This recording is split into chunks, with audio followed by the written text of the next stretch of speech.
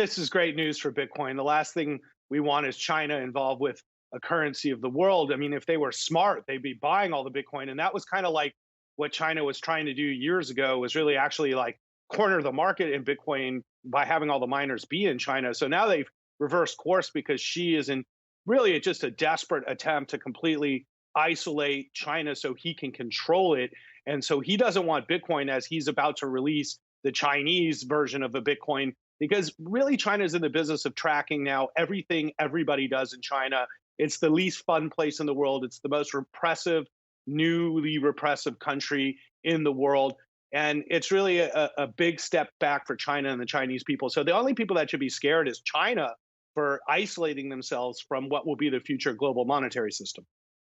It is interesting though, because you have the Fed experimenting with their own digital dollar here, as we've seen. The Boston Fed president kind of running point on that, and you wonder, how that might look if we have the digital dollar here, but also let people keep cryptocurrencies. How it might work if China is really focusing on their own. What it's going to look like on the global stage here, and maybe I guess if it puts more pressure on regulators to crack down now back in the U.S. Well, there's no value in a digital dollar because the dollar's already digital. I carry cash. I'm one of the only people in America that carries cash. I go into a place, I tries to use cash, and they go, "Yeah, I can't take it." So the digital dollar exists today. It's called Apple Pay. Whether that's a formalized process from the Fed or not doesn't really matter. I trade billions of dollars in stocks, and also my fund GK.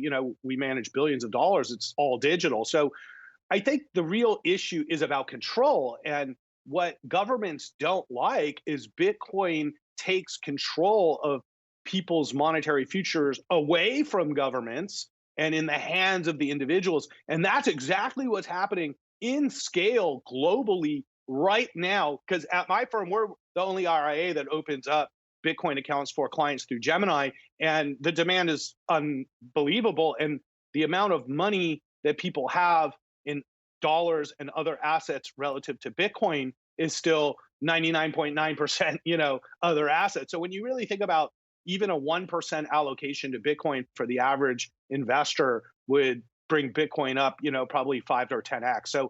So there's just a huge upside opportunity, and it's being adopted globally. And that's just what's happening. And it doesn't matter what any government says or does.